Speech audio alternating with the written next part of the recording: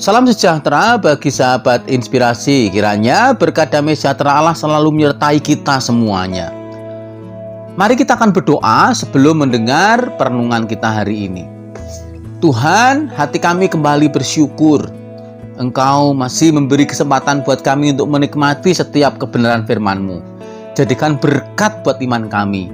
Di dalam nama Tuhan Yesus Kristus. Amin. Sahabat inspirasi, perenungan kita hari ini akan kita baca di dalam Injil Matius pasal 24 ayat 13. Demikian firman Tuhan dikatakannya. Tetapi orang yang bertahan sampai pada kesudahannya akan selamat. Sahabat inspirasi, menjadi kunci dari ayat bacaan kita hari ini adalah kata bertahan. Dalam Kamus Bahasa Indonesia, kata bertahan artinya tetap pada tempatnya. Atau juga dikatakan berarti mempertahankan diri dari serangan dan godaan. Tidak mau menyerah, atau juga bisa berarti berteguh hati. Nah, sahabat inspirasi, dari kata bertahan ini kalau kita melihat kehidupan manusia sekarang sering menghadapi situasi yang penuh dengan tantangan, kekecewaan, dan bahkan penderitaan yang terus muncul. Dalam perjalanan hidup yang menjadi bagian dari kesulitan setiap manusia itu adalah butuhnya bertahan dalam pengharapan. Menjadi sesuatu yang penting untuk memberi sebuah kekuatan hidup.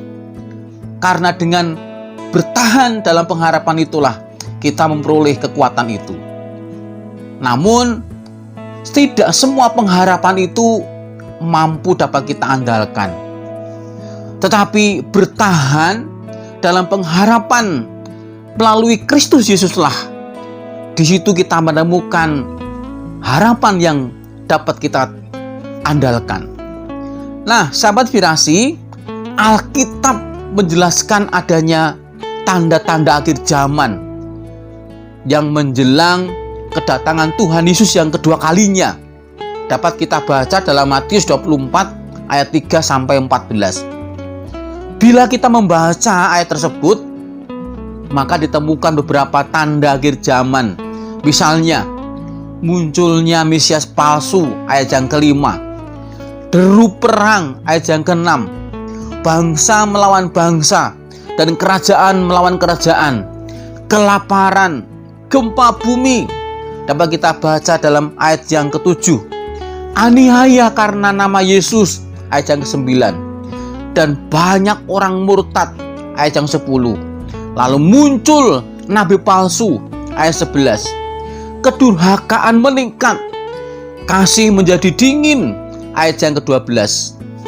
Ini semua merupakan suatu gambaran keadaan dunia di akhir zaman. Bahkan lebih ironis lagi, keadaan di atas merupakan suatu bencana rohani yang dapat menimpa umat Kristen saat ini. Sehingga seringkali kita menjumpai iman mereka gugur dan tidak dapat lagi dipertahankan. Kalau kita baca di ayat 13 dari pasal 24 dari Injil Matius adalah merupakan jalan keluar bagi kita yang saat ini diperhadapkan dengan situasi di atas. Yang menjadi kata kunci yang ditulis dalam ayat ini adalah kata bertahan. Ya, hanya dengan bertahan dalam iman kita mampu menghindari dari waktu ke waktu krisis dalam hidup ini. Dalam situasi ekonomi yang semakin sulit, dalam kondisi keamanan yang kurang baik, kondisi alam yang berubah begitu cepat. Tetapi dengan bertahan, maka kita mampu melihat akan setiap karya Tuhan dalam kehidupan kita semua. Mari kita belajar hidup bertahan dalam menghadapi situasi dunia yang semakin mengerikan. Kita mohon kepada Tuhan supaya Dia yang memampukan kita untuk terus hidup bertahan pada akhir kesudahan dunia ini.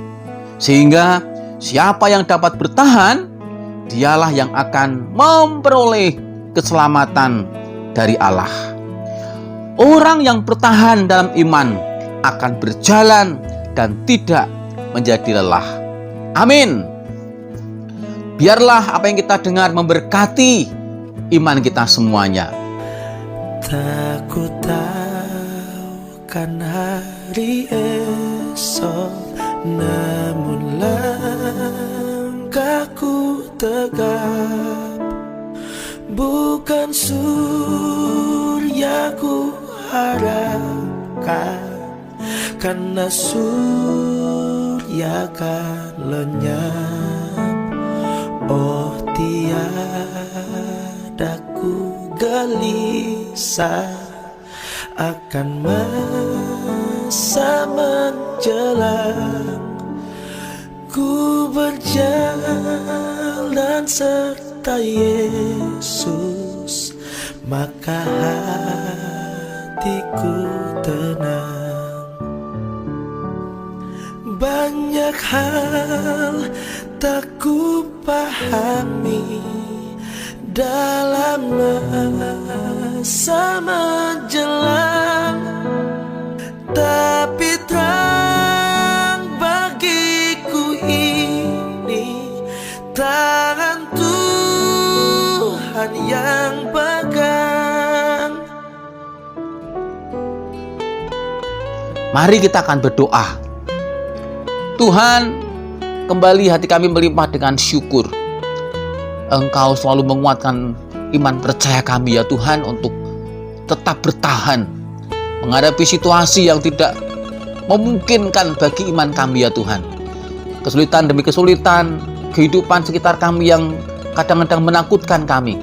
Tetapi Engkau lah pengharapan kami, sehingga kami mampu bertahan terus dalam Engkau ya Tuhan. Bersyukur berkat Engkau firman Tuhan. Hari ini kami serahkan menjadi berkat buat kami semua dalam nama Tuhan Yesus Kristus. Amin.